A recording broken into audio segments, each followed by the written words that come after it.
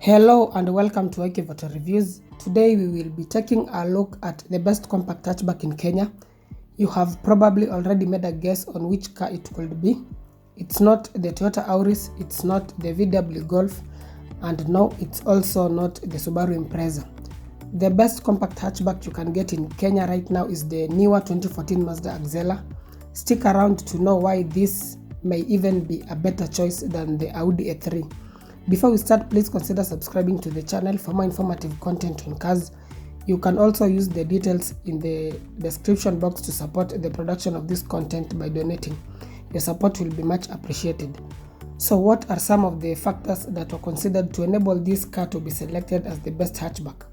The first one was reliability, then fuel consumption, then driving dynamics, interior space, resale value, looks, and finally the features on offer. This 2014 Axela is the third generation and it was in production from 2013 till 2018. This was the third vehicle to get underpinned by Mazda's Kodo design language, and it really paid out in terms of exterior design. Without a doubt, this is the best looking hatchback in Kenya right now. Its competitors tend to have basic exterior designs, with some having a mature or elegant vibe such as the VW Golf and Toyota Auris. This Axela strikes a perfect balance between sportiness, aggressiveness, and a certain level of a premium look. Let's quickly have a look at its specifications, then we will conclude by discussing why you should get this car instead of its competitors. You can get a 2014 or 2015 Axela from around 1.4 million shillings, depending on the trim level. 2015 models are more expensive, with some going for as much as 1.7, 1.8 or even 2 million, especially the top of the range variants. This car is available with 4 engine options, which are all skyactiv. There is a 1.5 litre, a 2.0 litre, another 2.0 litre which is a hybrid, then finally there is a 2.2 litre diesel. There is an even more powerful 2.5 litre petrol, but it's not available in the Kenyan market. This car is available in either front or all-wheel drive. The transmission options on offer are also skyactiv. There is a 6-speed manual, a 6-speed torque converter automatic, and lastly an eCVT exclusively for the hybrid variants. The 1.5 litre can achieve around 19 km per litre, the 2.0 around 16.5 km per litre, the 2.0 litre hybrid around 27 km per litre, and lastly the 2.2 litre diesel around 20 km per litre. So all these engine options are quite impressive when it comes to fuel consumption. The 1.5 litre is sufficiently powerful for day-to-day usage. If you'll just be doing home to work and back commutes, then you will not feel the need for more power. It will serve you just fine. But with the car loaded and going on long trips, then you will tend to feel that the car is underpowered, especially when trying to overtake or when going uphill. The 2.0 litre is better in terms of power. Overtaking will not be such a problem, and even if the car is loaded, it will not struggle as much as the 1.5 litre engine. It's also not bad when it comes to fuel consumption. The 2.0 litre hybrid will also give you some good power, similar to the 2.0 litre non-hybrid, and even better fuel consumption compared to the 2.0 litre non-hybrid. Mazda hybrids are not common in Kenya, but worry not, because the hybrid components in this Axela hybrid are from a Toyota Prius. Being that Mazda are not so much into hybrids, they decided to obtain hybrid components from Toyota, who can be termed as the pioneers of hybrid technology. This was a smart move as it saved them lots of time and money. So if you want excellent fuel consumption, then go for the hybrid. But if you are still skeptical about that hybrid technology, then just get the 1.5 litre. It's also very fuel efficient. Lastly, let's talk about the diesel engine, which is the most powerful and responsive, yet also very fuel efficient. This engine is simply impressive. It packs in lots of torque and power. Overtaking will be a joy. In fact, this is the ideal engine for long distances. There are, however, a few issues that you should take note of before you decide to go for this engine.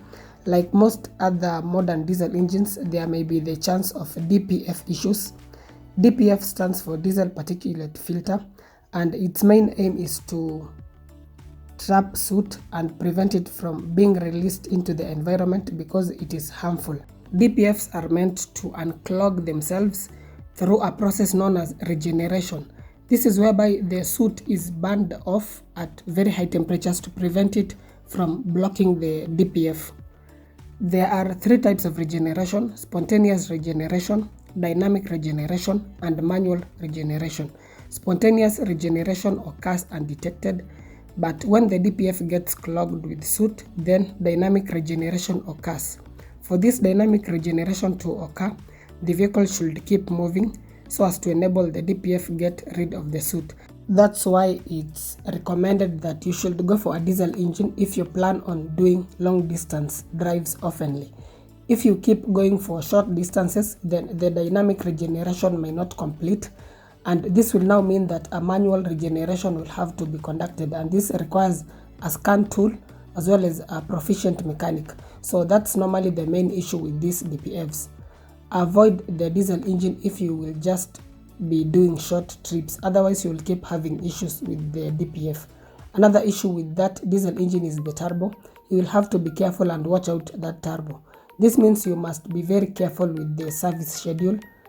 This is not an engine that can be abused because the moment the turbo is kaput, replacing it will be expensive. Finally, there's also the issue of poor quality diesel, which may affect the performance of that engine. So it's a very punchy engine and it's fuel efficient as well, but it also has its drawbacks. So if you want absolute reliability, then just get the 1.5 liter or the 2.0 liter. They have no major issues worth pointing out. The fuel tank in this hatchback is 51 liters. In terms of the service costs, the minor service should be done after every 5,000 kilometers, and it will cost about 7,500 shillings on average, while the major service should be done after 10,000 kilometers, and it will cost about 15,000 shillings on average. So it's an affordable car to maintain, just like its competitors.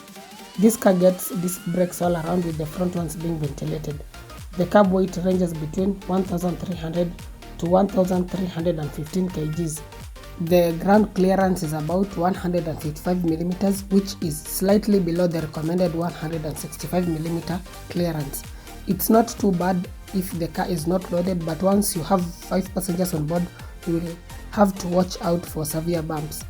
I will not advise anyone to try increasing the clearance by installing stiffer shocks and coil springs, because this will interfere with the good handling of this car, and then the car will also not look good.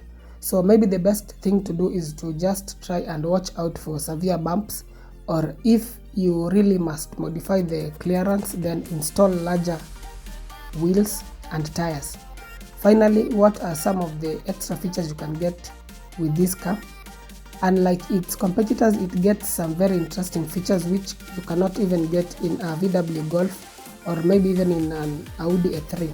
Some of these features include electric front seats, leather interior, a Bose audio system, heads-up display, LED lights, a sunroof, an infotainment system that is linked to Mazda's MZB Connect, steering wheel controls, keyless entry and go, auto-dimming rear view mirror, paddle shifts, a dedicated sports mode button, and Mazda's active safety features, which comprise of forward collision warning, lane departure alert, adaptive front lighting system. This is whereby the headlights will turn with the direction of your steering input.